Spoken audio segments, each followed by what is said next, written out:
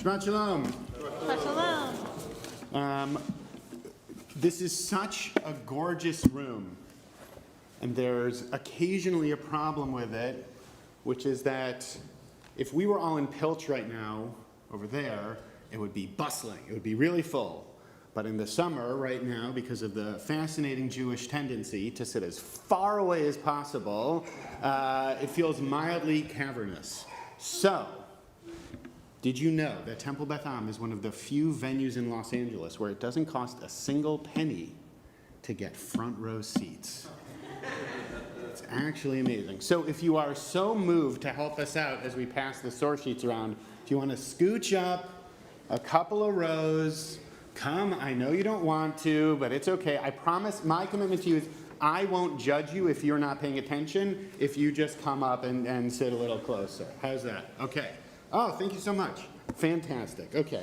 Not quite that close, Els. Okay. Thank you.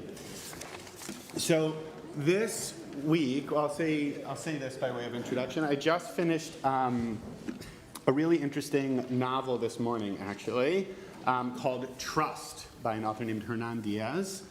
And I won't spoil anything just by indicating the structure of the novel. The way the novel is structured is there are 4 sections that tell in some ways essentially the same story. 4 sections tell the same story, but because of the way in which each of the sections is set up, because of the perspective of each of the sections, as you move through the novel, you get something a little bit different. An aspect of the story, of what's happening with the characters, is opened up and expanded because of the way in which that section is laid out. And so whereas if you were to just stop reading the novel after that first section, you would have a piece of the story, but by the time you move all the way through the novel, by the time you get to the end, you have a much fuller and expansive and deeper understanding of what has happened over the course of the events depicted in the novel with the characters. This week we've started the book of Devarim, the book of Deuteronomy, and you might read this book and say to yourselves, I would never say something so heretical, but you might say, if you're more heretical than I, gosh, the Torah could have used a better editor. Because a lot of what happens over the course of the book is a recapitulation of events we've already read about. Basically, with a couple of minor exceptions, almost nothing new narratively happens over the course of this book. So it's interesting to think about. We're going to do some thinking about this together this morning. Why do we retell these events? What's the purpose of retelling these stories? I'm going to take us through the first couple of verses and 2 very different interpretations of them from some of our Mefarshim, and then we're going to open it up a little bit for some conversation, and then we'll get to some nice hot cholent on a nice hot day soon.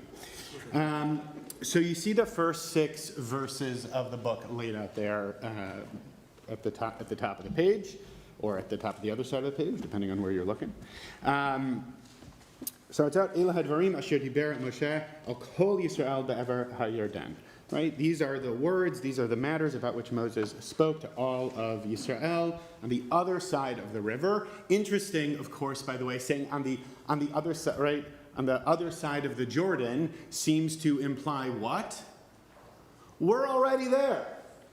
Right? I'm not going to say these are all of the matters that were spoken in New York on the other side of the country if I'm in New York. I'd say it if I was in Los Angeles, San Francisco, Seattle perhaps, but I certainly wouldn't say it if I was in New York. So that's already indicating something interesting to us about when and how these events are being foretold. I'll leave that there. And we hear about the different places we've been, Chorev, Kadesh Barnea, etc., etc. You can read through we've defeated Sichon, we've defeated King Og Melech HaBashan. Good job, got him. But I'll just call attention there towards the end. Moses undertook, right, Moshe be'er et haTorah hazot lemor. That Moses undertook, it's translated there as to expound this teaching, but really to clarify, right, to further illuminate HaTorah Hazot. And Torah, of course, is a rich word in our tradition, to say the very least, translated here as teaching. What is the Torah? What is the teaching? What is the content that Moses here is further clarifying, further expounding upon? Good question. Let's see. And then continues. Moses said, the Lord our God spoke to us at Horeb, Mount Sinai, saying, you have stayed too long at this mountain, ... etc., etc. And from there, Moses goes into a retelling of part of the story that has already happened. So again, why tell this story again? Two Jews, two opinions. We usually say two Jews, two opinions. I've tried to synthesize two Jews, two opinions. It's hot out there. We don't want to tax ourselves too much. But we're going to see very different interpretations from two of the classical mefarshim here, two of our classic commentators, Rashi and Ramban. Here's what Rashi lays out. Rashi, this is how you know I'm, one of many ways you know I'm a Jewish dork. This is one of my favorite kinds of Rashi. Yes, that's a phrase I would say. This is one of my favorite kinds of Rashi, which is that he goes through different phrases, and by the time you make it to the end, he sort of interpolates his comments within the verse, so that by the time you've read through the verse through Rashi's eyes, you've seen it a little bit differently. So, Elah Hadvarim, what does that mean? These are words of tochecha, of harsh rebuke, reproof. And he is enumerating here all the places, and yes, there were many of them, all the places where the Israelites provoked God to anger.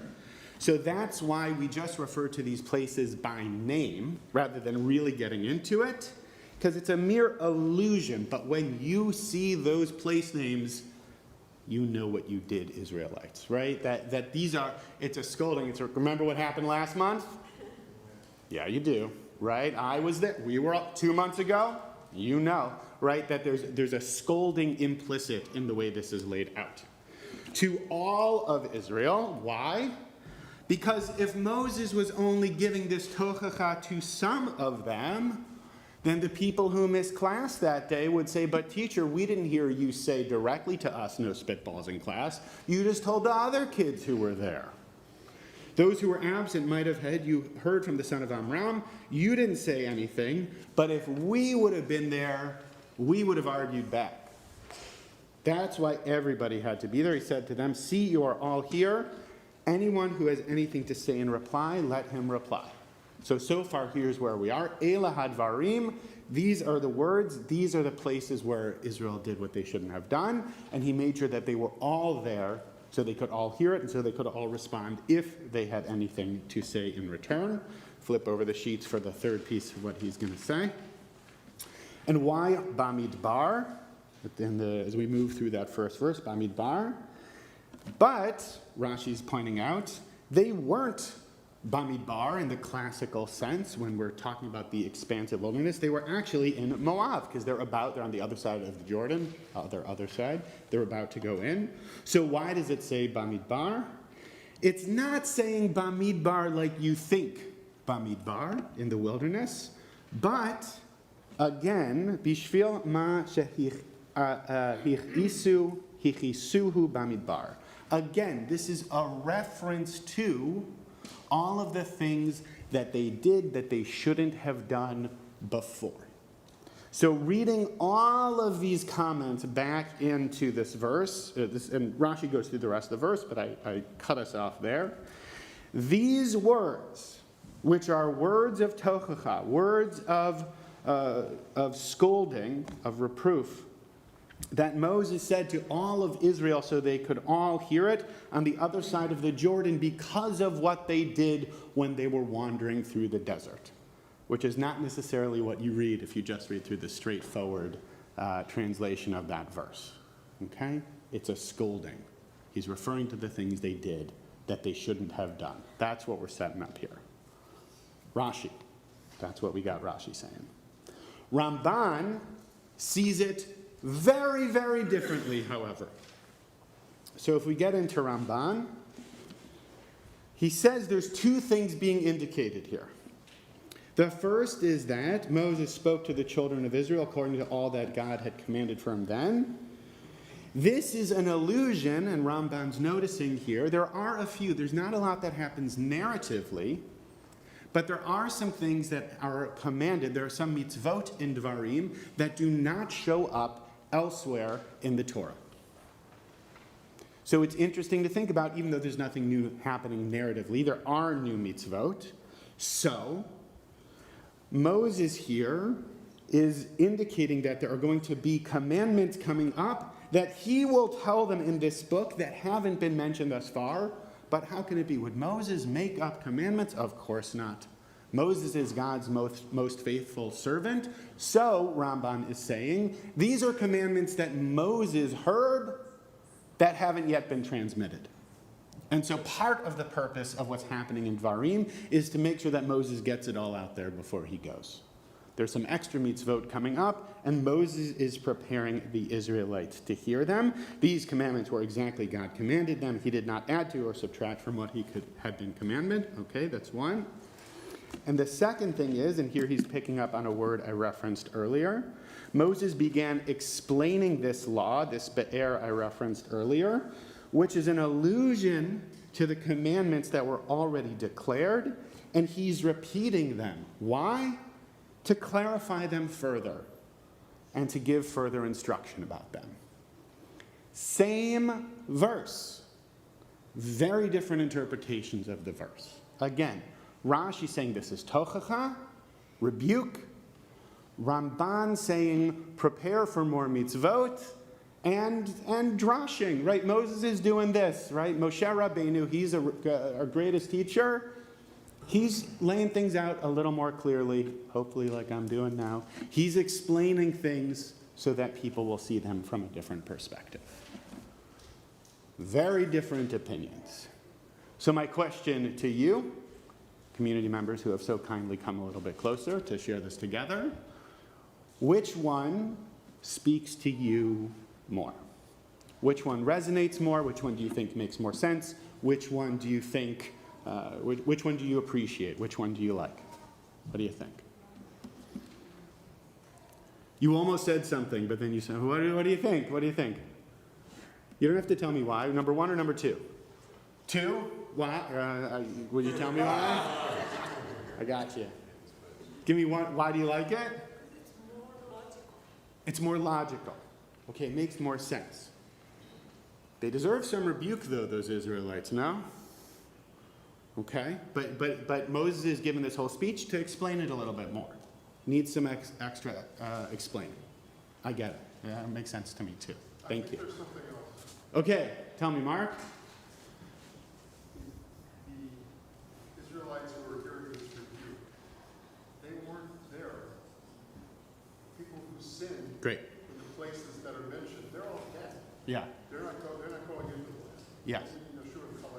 They were the only ones who go into the land who were actually there with these factors. So it's interesting. I was thinking about that too, right? Because that seems to be kind of the most straightforward. Why? Because we know after the incident with the spies, we're told that only Joshua and Caleb, only Joshua and Caleb are going to be the ones who enter the land, but otherwise that whole generation will die out. And this is the 40th year. This is it. And this is the 40th year, which is interesting because Rashi doesn't seem to mention that at all. And Rashi was many things. He certainly knew the Torah pretty well, right? So it's interesting. Just gloss over something. Yeah, so it's interesting, and this is where I'm going to bring us into thinking about this on kind of a meta level, right? Which is, it's not just that Moses is retelling to whoever it is. It's not just that Moses is retelling these events. It's now that we have Rashi's reading of Moses' reading of these events, and we also have Ramban's reading of Moses' reading of these events. And now I'm asking you to give me your reading of Rashi and Rambam's reading of Moses' reading of these events, which I'll give away the punchline here. I think that's not a bug, but a feature.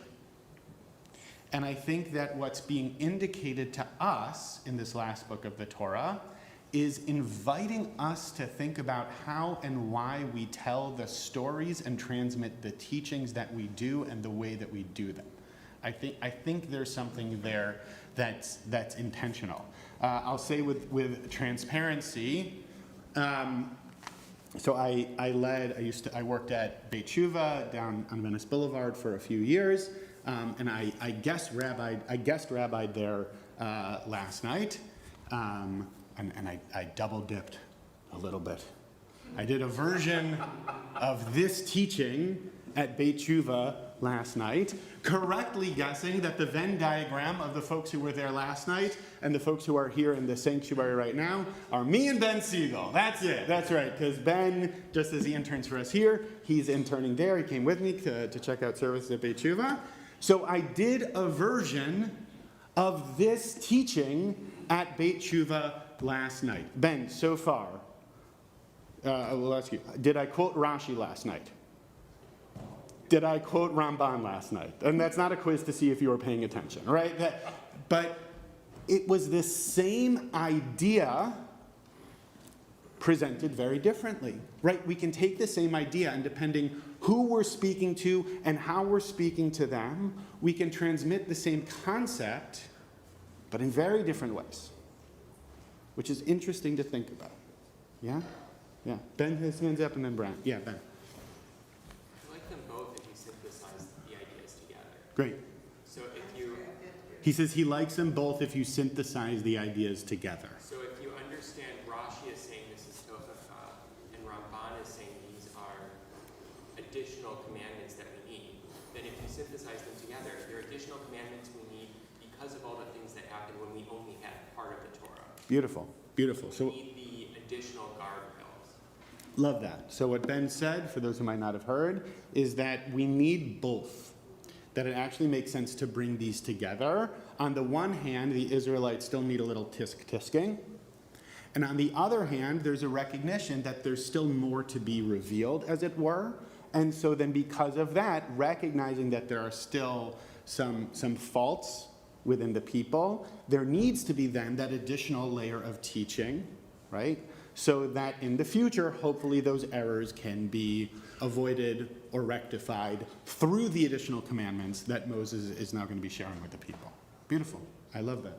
Brant was hailing me from back here. In David McCullough's book on Harry Truman, he said that Truman ascribed to the old Missouri tradition that any story worth telling is worth exaggerating. And what I wanted to say is that when you're retelling a story, it's not so much exaggeration, it's emphasis. What you choose to emphasize to your audience. And all I'm saying, going off what Mark said, you're talking to a new generation. Do you scare them by telling them all the bad things that happened to these people? Or do you just allude that they went to these places and then inspire them? Yeah. So I think that any time you're telling a story, you have to take account of your audience, and you have to emphasize different things. And it depends on that audience. So I'm more leaning towards the first than the second, but I think they both offer something. Great. So the idea, and you know, I don't know if you read on ahead, but I'm indicating this a little later on in the sheet as well.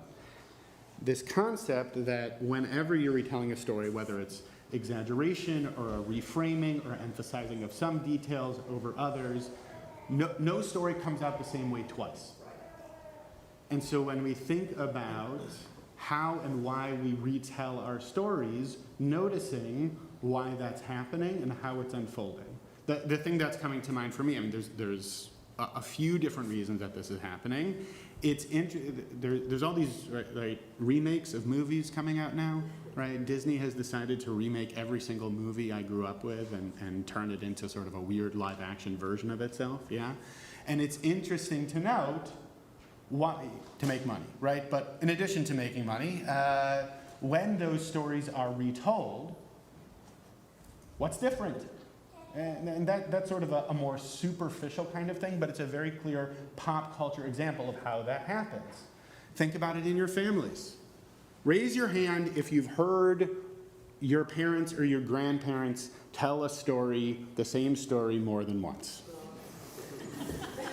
Eliab's raising his hand, right? We retell our stories, and the stories are probably a little bit different every time. Right? It's not necessarily going to be factually the same. and I'm going to use that as a jumping off point. I'm mindful of the time. I'm just going to briefly introduce them for us to kind of noodle on and think about as we move into Musaf. But there's something interesting in really reflecting in all these different levels about how these stories shift and are reshaped over time, and how sometimes that's intentional, and sometimes that might be unintentional, and trying to call attention for ourselves about when and how and why that happens. Okay, I'm just going to name these. They're fairly chunky quotes there. The first is this really interesting article called Moses Rewrites History that I found that introduces the idea of Moses' countertransference to the people. So for those who haven't necessarily encountered that idea before, in brief, if you're meeting with someone in a therapeutic context, right? I'm meeting with a therapist, okay?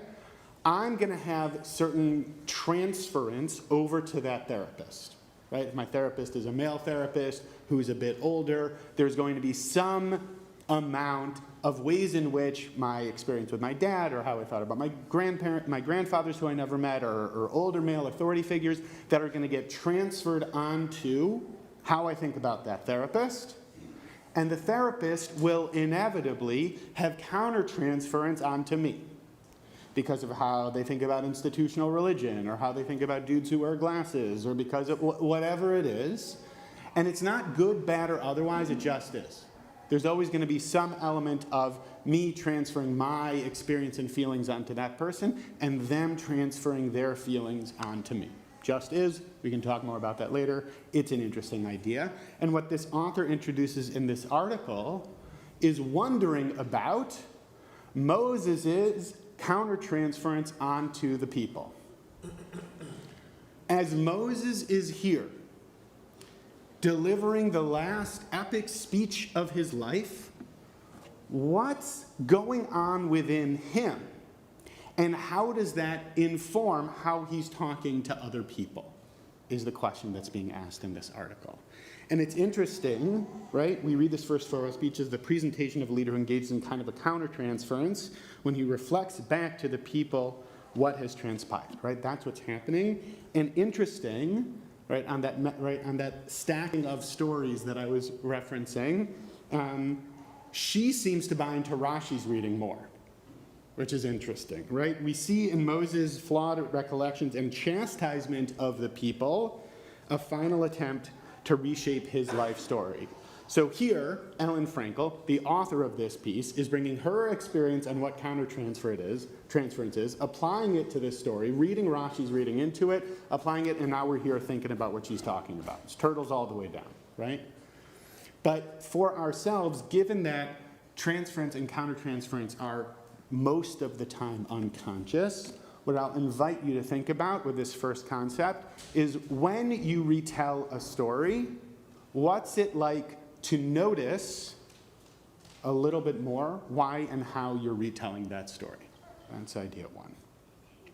Idea two, and folks might have heard of this volume. It's a slim but rich and somewhat dense volume called Zachor by Yosef Yerushalmi. And thanks to this wonderful blog. Have people ever read this blog, The Velveteen Rabbi? Fantastic blog. And not just because of the cute name. It's a great blog, but I read the volume a while back, and she handpicked this quote that I think speaks to some of the pieces that we're talking about really well here. Yerushalmi's thesis, in very, very brief, is that there's a difference between history and memory. And for most of our time, I won't use the word history, for most of our time as a people, we have been less interested in history and more interested in memory. And the concept of Jewish history as an academic discipline is something that's relatively recent. We were historically much more interested in not just the historical facts. We didn't disregard the historical facts, but much more interested in thinking about, here, I'll just write. We may safely assume that what was remembered had little or nothing to do with historical knowledge in any sense that we would assign to such a phrase. The Jews who mourned in the synagogue over the loss of the temple, resonant with this time of year, all knew a date of the month. But I doubt if most knew or cared about the exact year when either the first or second temples were destroyed. They knew the Babylonians and the Romans had been the destroyers, but neither could have been historical realities for them. The memories articulated were elemental and moving, but phrased in modes that bypass our notions of knowing history. It's not just about the data, it's about the narratives and meaning that we ascribe to that data. Now, taken too far, that's dangerous. We have to agree on the facts. I'll leave that there. We have to agree on the facts. And if all we have are the facts, something's missing. And so for us to take agency and to actively think about not just the what, but the why and the how. And I'm happy to talk about this more. I'm mindful of the time. I think it's really powerful to think about how the Torah begins its conclusion by inviting us to think about an intentional rereading or an intentional misreading of where we've been and where we're going. And as we're in Shabbat Chazon, Shabbat when we think about what the vision is, what I want to invite us as individuals and us as a community to think about is treasuring this idea as not a bug but a feature of how we can craft and shape meaning as an intentional tool and tactic for finding that vision for our lives to determine not just where we've been and where we are, but where we hope to go from here. Shabbat Shalom, everyone. Shabbat Shalom.